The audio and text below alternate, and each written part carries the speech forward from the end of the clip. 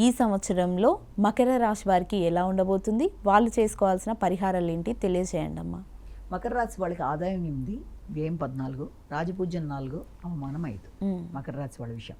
ఈ మకర రాశి వాళ్ళకి ఈ సంవత్సరం తీసుకున్నట్లయితే ముఖ్యంగా వీళ్ళకి స్టార్టింగ్లో సంతానం విషయంలో కానీ, సంతానంతో అభిప్రాయాల విషయంలో కానీ కొంత వైఖరిలో కొంత ఆశించిన స్థాయిలో లేదు, వారి యొక్క ప్రోగ్రెస్ ఇలా లేదు, లేకపోతే ఇలా ఉందని కొంత వాళ్ళు ఇబ్బంది పడుతూ, తండ్రి యొక్క ఆరోగ్యం గురించి కొంత చింతపడుతూ ఇలాంటివి ఉండడానికి ఆస్కారం అనేది ఉంది.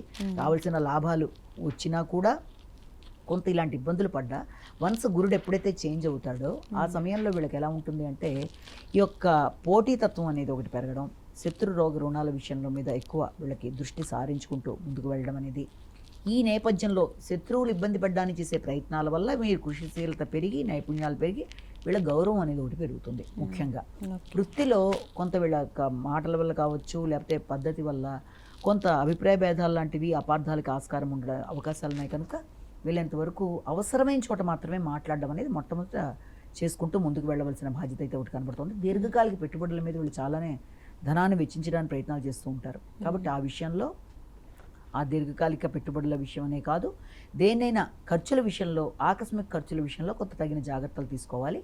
ధనం విషయంలో కూడా, అంటే రావలసిన ధనం విషయంలో కూడా కొంత వెంటనే కాకుండా కొంత ఇదవుతుంది. ఏది ఏమైనప్పటికీ ఈ సంవత్సరం వీళ్ళకు ఉండే ప్లస్ పాయింట్ ఏంటంటే ఎక్కువ ఏలినాటి శని అనేది వీళ్ళకి వెళ్ళిపోతుంది ఈ సంవత్సరంతో.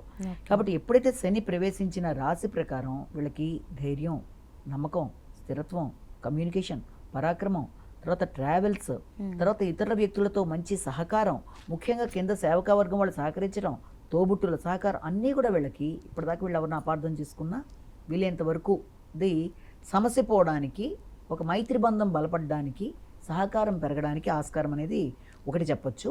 సంతానం కూడా అభివృద్ధికరంగా ముందుకెడతారు. వీళ్ళు ఆలోచించిన విధంగా మొన్నటిదాకా అవుతుందా లేదా అనుకున్న కార్యక్రమాల్లో సంతానం అభివృద్ధికరంగా ఉండడం, వాళ్ళకి ఏదైనా క్యాంపస్ సెలక్షన్స్ లాంటివి రావడం, వాళ్ళకైతే ఏదో ఉన్న పిల్లలు మంచి చదువుల్లోకి ఎడతారు అనుకుంటే హైయర్ ఎడ్యుకేషన్ మంచి ర్యాంకులు లాంటివి రావడం వాళ్ళకి.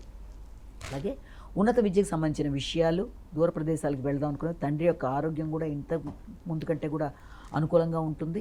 అలాగే ఎవరన్నా వీళ్ళని ఇబ్బంది పడడానికి వీళ్ళ యొక్క స్వయం శక్తితో, అంటే ఆగుతూ వచ్చిన పనులన్నీ కూడా చక్కగా ఇప్పటిదాకా ఏదైనా ఆగుతూ వచ్చాయి ఇంతకాలం పట్టినకున్న కూడా వీళ్ళే చేసుకుంటూ ముందుకు వెళ్ళిపోతారు. ఎవరన్నా మోసం చేయడానికి చేసే ప్రయత్నాల్లో కూడా వీళ్ళు వాళ్ళని అధిగమిస్తూ ముందుకు వెళ్ళిపోతారు. ఏదైనా గృహ నిర్మాణాలు అవేమైనా మొదలుపెట్టినా వాటిని చేస్తారు. అలాగే ఈ రాహుకేతుల ప్రభావం వల్ల కూడా వీలైనంత వరకు వీళ్ళకి సామర్థ్యం పెరుగుతూ ఉంటుంది. తర్వాత దగ్గర ప్రయాణాలు చేస్తారు. కానీ వీళ్ళు ఎక్కువ కేర్ తీసుకోవాల్సిన విషయం ఏంటంటే, ఎంత ఏలినాటి శని వెళ్ళిపోయినా ఈ రాహుకేతు ప్రభావం అనేది వీళ్ళకి రేపు మే నుంచి కొంత ఇబ్బందికరంగా ఉంటుంది. కాబట్టి మాటల వల్ల అపార్థాలకి, మాటలను ఇతరులు ఇంకో రకంగా భావన చేయడానికి ఆస్కారం అనేది, అది కుటుంబ సభ్యుల మధ్య కావచ్చు, లేకపోతే ఎక్కడ ఏ ప్రదేశంలో వీళ్ళున్నా వీళ్ళంతవరకు తక్కువ మాట్లాడాలి, ఎక్కువ వినాలి, గౌరవం ఇచ్చి గౌరవం తీసుకోవాలి. ఆర్థిక విషయాల్లో ఒకటి, మాటల విషయాల్లో ఒకటి వీళ్ళని జాగ్రత్త తీసుకోవాలి. ఆరోగ్యం మీద కూడా కొంత శ్రద్ధ తీసుకోవాల్సిన అవసరం కనబడుతుంది.